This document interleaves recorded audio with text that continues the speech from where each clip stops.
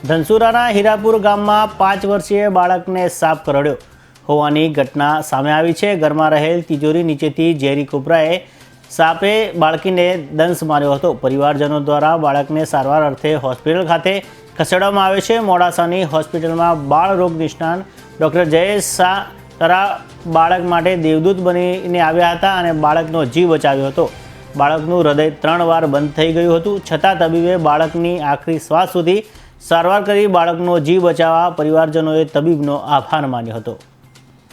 પછી મેં તરત એને રિસોસિટેશન ચાલુ કર્યું, એને પમ્પિંગ ચાલુ કર્યું, એને શ્વાસ આપ્યો, ઓક્સિજન ચાલુ કર્યો। અને મીનવાઇલ અમારી એક રીચ હોસ્પિટલ છે, ત્યાં સંજીવની હોસ્પિટલની સામે ડીપમાં ત્યાં અમારી બધી વેન્ટિલેટરની બધી સુવિધાઓ છે। એટલે એ એમ્બ્યુલન્સ બોલાવી ત્યાં સુધીમાં મેં એને ઓક્સિજન આપ્યો, ચેસ્ટ કમ્પ્રેશન કર્યું, રિસોસિટેશન કર્યું અને બાળકના ધબકારા થોડા નોર્મલ લાવી દીધા।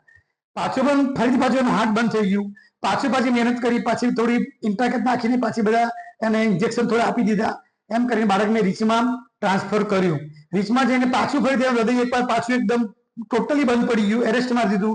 ત્યાં અમારા જે આસિસ્ટન્ટ ડોક્ટર, અમારે ઇન્ટેસ્ટિવિસ્ટ ડોક્ટર છે, ડોક્ટર અમુલભાઈ પણ છે, એ બધાએ મહેનત કરી અને એની આઈવી લાઈન લઈ લીધી અને ઇન્જેક્શન ચાલુ કર્યા, એને ડ્રીપ ચાલુ કરી દીધી અને એક એએસવી મતલબ એન્ટી સ્નેક વિનમ કે જે સર્પદંશનું જે ઝેર હોય છે એને નાથવા માટે પણ ઝેરી જે ઇન્જેક્શન આવે છે એ અમે ફટાફટ બાટલામાં રાખીને ચાલુ કરી દીધા અને બાળકનો શ્વાસ બંધ હોવાથી બાળકને વેન્ટિલેટર પર મૂકી દીધું અને એનો શ્વાસની બધી એનું જે બીપી બિલકુલ ઝીરો હતું, બીપી માટેના ઇન્જેક્શન ચાલુ કરી દીધા, એને ફટાફટ બધી દવાઓ ચાલુ કરી દીધી અને લગભગ આશરે 2 થી 3 કલાક પછી બાળકની નાડીમાં થોડા ધબકારા આવવા મળ્યા, થોડું એનું બીપી દેખાવા માંડ્યું અને થોડી અમને એમ થઈ કે હાથ હવે થોડું રિસ્પોન્સ મળવા મળ્યો।